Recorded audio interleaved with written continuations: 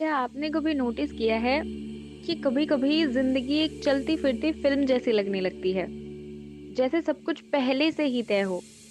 आप रास्ते से जा रहे हो और अचानक वही गाना बजने लगता है जो आपके दिमाग में चल रहा था। या फिर किसी पुराने दोस्त का ख्याल आया और ठीक उसी वक्त उसका कॉल आ गया। हम इसे कोइंसिडेंस कहकर टाल देते हैं। पर क्या ये वाकई एक कोइंसिडेंस है या फिर ये किसी बड़े सॉफ्टवेयर का एक छोटा सा नोटिफिकेशन है? आज हम दिमाग के घोड़े नहीं दौड़ाएंगे, बल्कि अपने अंदर झांक कर देखेंगे कि क्या ये दुनिया वाकई असली है या हम किसी की बनाई हुई एक डिजिटल कहानी का हिस्सा है। बचपन में जब हम हाइड एंड सीक खेलते थे, तो लगता था कि अगर हमने अपनी आंखें बंद कर ली हैं, तो दुनिया हमें नहीं देख रही। हमें लगता था कि हम गायब हो गए हैं। अब सोचिए, अगर ये पूरा यूनिवर्स भी ऐसे ही काम करता हो, तो साइंस कहती है कि जब तक हम किसी पार्टिकल को देखते नहीं, वो वेव की तरह भटकता रहता है। इसका मतलब है कि आपके पीछे की दीवार तभी बनती है जब आप मुड़ कर देखते हो। जैसे एक वीडियो गेम में प्रोसेसर मेमोरी बचपन के लिए सिर्फ वही हिस्सा दिखाता है जहां प्लेयर खड़ा है।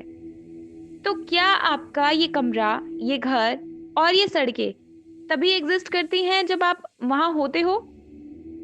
हम सबको लगता है कि हम अपनी मर्जी के मालिक हैं। हम जो चाहते हैं वो करते हैं। मगर जरा सोचिए, क्या आपने कभी खुद से पूछा है कि आपको वही चीज क्यों पसंद है जो आपको पसंद है? क्यों किसी को पहाड़ अच्छे लगते हैं और किसी को समुद्र? सिमुलेशन थ्योरी कहती है कि हमारी पर्सनैलिटी असल में हमारे कैरेक्टर की बेस कोडिंग है। जैसे एक गेम में एक कैरेक्टर को ब्रेव बनाया जाता है और दूसरे को स्मार्ट, वैसे ही हमारे अंदर भी कुछ पैटर्न्स डाले गए हैं। हम वही फैसले लेते हैं जो हमारी कोडिंग हमसे करवाती है, और हमें लगता है कि ये हमारी फ्री विल है। कभी डेजा वू महसूस किया है? वो पल जब आपको लगता है कि मैं यहाँ पहले भी आया हूँ या ये बात पहले भी हो चुकी है। साइंटिस्ट इसे दिमाग की गलती कहते हैं। पर सोचिए, अगर ये सर्वर का एक लैग हो तो? जैसे पुराने कंप्यूटर में वीडियो अटक जाती है और वही सीन बार बार चलता रहता है। वैसे ही हमारी रियलिटी में कभी कभी एक पुराना डेटा लोड हो जाता है। वो 2-3 सेकंड का एक एहसास हमें याद दिलाता है कि हम एक लाइन पर चल रहे हैं, और वो लाइन शायद पहले ही खींची जा चुकी है। हमारी टच की फीलिंग को ले लो। जब आप किसी का हाथ पकड़ते हो या ठंडे पानी को छूते हो, तो आपको लगता है कि आपने उसे टच किया। फिर फिजिक्स कहती है कि दो एटम कभी एक दूसरे को टच कर ही नहीं सकते। उनके बीच हमेशा एक इलेक्ट्रोमैग्नेटिक रेपुलेशन होता है। तो वो एहसास कहाँ से आता है? वो असल में हमारे दिमाग में बनने वाला एक इलेक्ट्रिकल सिग्नल है। बिल्कुल वैसे ही जैसे एक वीआर हेडसेट पहनकर आपको लगता है कि आप पहाड़ से गिर गिर गए हो, जबकि आप अपने बिस्तर पर सेफ लेटे हो। अगर हमारे सारे एहसास सिर्फ सिग्नल है, तो रियल की डेफिनेशन क्या रह गई? अकेलापन यानी लोनलीनेस हम सबने महसूस किया है। कभी कभी भीड़ में भी ऐसा लगता है कि हम बिल्कुल अकेले हैं और बाकी सब बस पुतले हैं। सिमुलेशन थ्योरी में एक टर्म है, एनपीसी, यानी नॉन प्लेएबल कैरेक्टर। वो लोग जो उस बैकग्राउंड भरने के लिए होते हैं बस। क्या ऐसा हो सकता है कि इस पूरी दुनिया में सिर्फ आप ही मेन प्लेयर हो और बाकी सब लोग आपके मम्मी पापा, दोस्त, दुश्मन, ये सब बस इसलिए हैं ताकि आपका ये ह्यूमन एक्सपीरियंस पूरा हो सके? ये ख्याल डराता भी है और हैरान भी करता है कि शायद ये पूरी कायनात सिर्फ आपके लिए चल रही है। सपनों की बात करते हैं। जब आप सपना देखते हो तो आपको बिल्कुल नहीं पता होता कि आप सो रहे हो। आप उड़ते हो, लड़ते हो, रोते हो, और वो सब 100% सच लगता है। जब आपकी आंखें खुलती हैं तो आप हंसते हो कि अरे वो तो सपना था। लेकिन क्या गारंटी है कि जब आप मरेंगे तब आपको किसी और बड़े यूनिवर्स में होश नहीं आएगा, और तब आप हंसेंगे कि अरे वो धरती वाली लाइफ तो बस एक सिमुलेशन थी। मौत शायद अंत नहीं है, बल्कि एक लॉग आउट बटन है उस असली दुनिया में जाने का जहां से हम आए हैं। हम इंसान हमेशा से परफेक्शन की तलाश में रहे हैं। मैथ्स को देखिए, हर चीज एक हिसाब से चलती है। हमारे शरीर की नसें, पेड़ों की टहनियां और गैलेक्सी का गहरा, सब एक पैटर्न फॉलो करते हैं। इतनी सिमेट्री, इतना परफेक्शन बिना किसी डिजाइनर के कैसे हो सकता है? जैसे एक सॉफ्टवेयर इंजीनियर कोड लिखते वक्त हर चीज को ऑर्गेनाइज रखता है, वैसे ही हमारे यूनिवर्स के कोड में भी एक रिदम है। हम बस उस कोड को पढ़ने की कोशिश कर रहे हैं और उसे साइंस का नाम दे देते हैं। क्या आपने कभी नोटिस किया है कि डिजिटल दुनिया और हमारी दुनिया कितनी मिलती जुलती है? कंप्यूटर बाइनरी 0 और 1 पर चलता है। हमारा डीएनए 4 लेटर ACGT पर, दोनों ही इंफॉर्मेशन कैरी करते हैं। अगर एक छोटी सी पेन ड्राइव में हजारों किताबें आ सकती हैं, तो क्या एक छोटे से एटम में पूरी यूनिवर्स की जानकारी नहीं हो सकती? हम असल में माटी के पुतले नहीं, बल्कि डेटा के पुतले हैं, जो एक फिजिकल फॉर्म में इस वक्त एग्जिस्ट कर रहे हैं। हमारी लिमिट को देखिए, हम एक हद से ज्यादा तेज नहीं भाग सकते, एक हद से ज्यादा सुन नहीं सकते। लाइट की स्पीड भी एक लिमिट है। क्यों? क्योंकि हर सिस्टम की एक कैपेसिटी होती है। अगर हम लाइट की स्पीड से तेज चले गए तो शायद सिस्टम क्रैश हो जाएगा।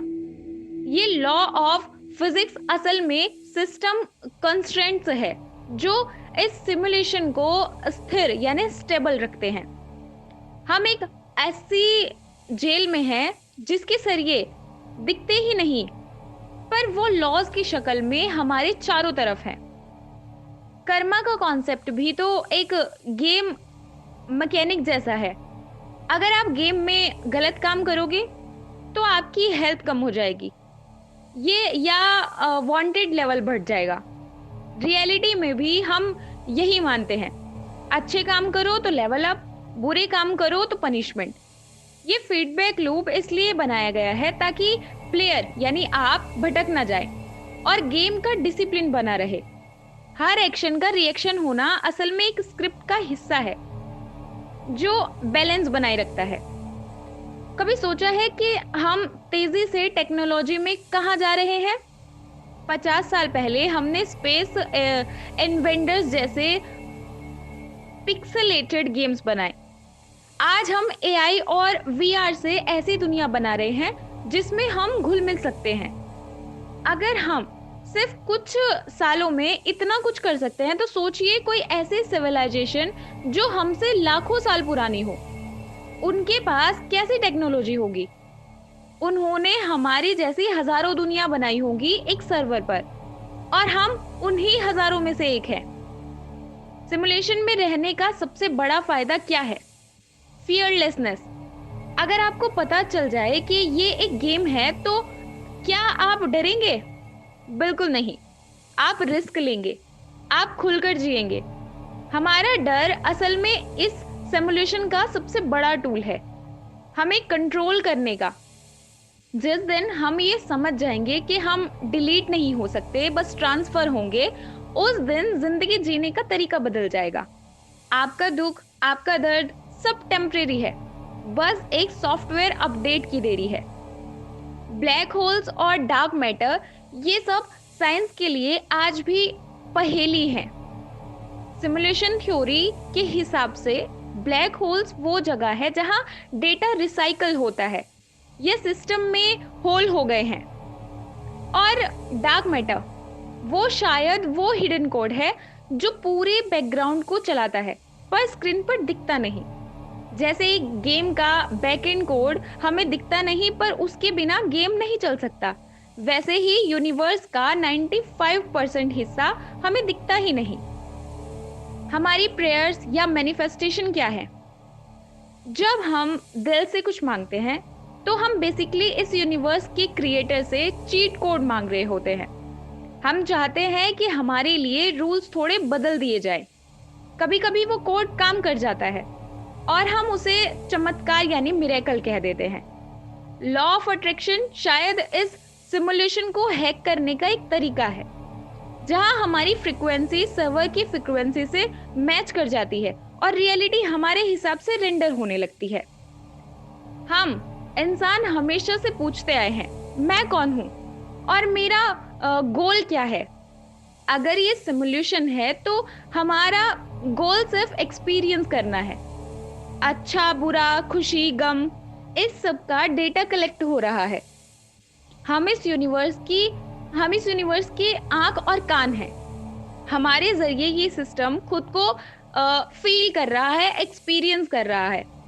इसलिए हर पल को महसूस कीजिए, चाहे वो दर्द ही क्यों ना हो, क्योंकि हर एक बिट इंफॉर्मेशन कीमती है। सोचिए उन लोगों के बारे में जो हमारी जिंदगी से चले जाते हैं। सिमुलेशन में डेथ बस एक कैरेक्टर का स्क्रीन से हटना है। उनका डेटा, उनकी यादें हमेशा सिस्टम में सेव रहती है, वो कभी खत्म नहीं होते। शायद वो किसी दूसरे सर्वर पर किसी दूसरे सिमुलेशन में नया रोल निभा रहे हो। इस तरह से मौत एक दुख नहीं बल्कि एक न्यू लेवल लोडिंग स्क्रीन बन जाती है। क्या हम इस सिमुलेशन से बाहर निकल सकते हैं?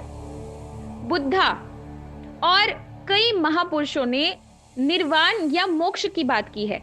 शायद ये सिमुलेशन से एग्जिस्ट करने का एक रास्ता है।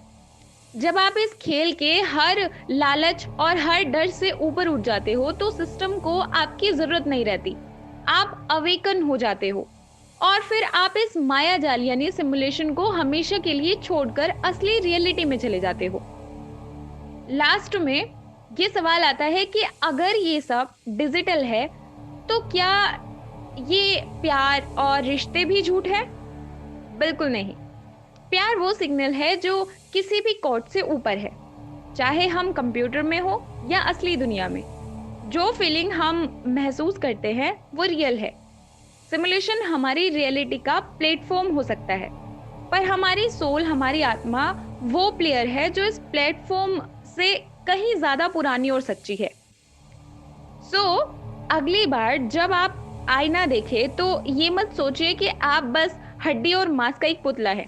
सोचिए कि आप एक अनंत यानी इनफाइनाइट कॉन्शियसनेस का एक हिस्सा है जो इस वक्त एक इंसानी तजुर्बा कर रही है। ये दुनिया एक स्टेडियम है और आप इसके मेन खिलाड़ी।